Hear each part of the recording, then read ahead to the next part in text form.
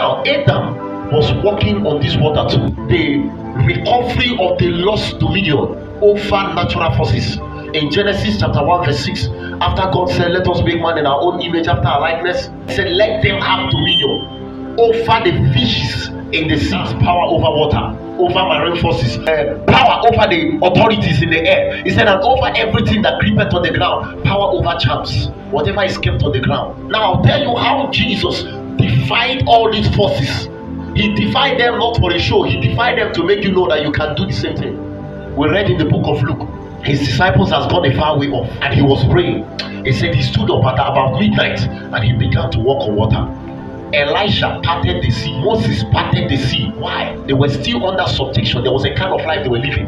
But when he that had lived the abundant life, he that was the abundant life himself came, he walked on the water. Now Adam was walking on this water too. In the book of Genesis chapter 2 verse 10, you will see where the scripture talked about a river that flowed into Eden and divided into 4 branches. Now did the scripture record that Adam was using any canoe or any ship? No. Are you getting scripture now? There was no ship, there was no canoe. But remember, man was kept to tend the whole garden. So if he was tending the whole garden, it means he was passing those 4 rivers every day, right? So are you not seeing something? The water was there, but Adam walked on it. That was why one of the reasons God chased him out of there. Because if he remained there after the fall, there was nothing else he could do. There was nothing else he could do. He would be confined to a spot. So when Jesus came, he activated that life once again. And while they were there, he was gliding on the water. The life in that higher dimension is not restricted to the speed of man. No, you have authority over forces.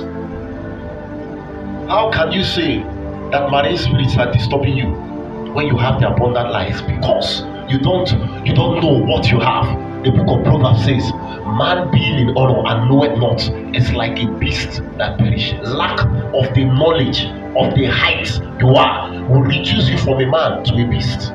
Not just a beast, a perishing beast. And somebody says, I see water spirits doing this, and you are a real believer that does everything you are supposed to do. You will tell the person, sorry, with all due respect, is a lie.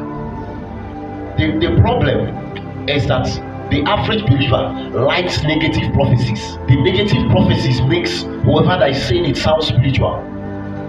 I see powers from the waters fighting you. That's why you are not advancing. When Jesus walked on the water, what is the water to do in my life?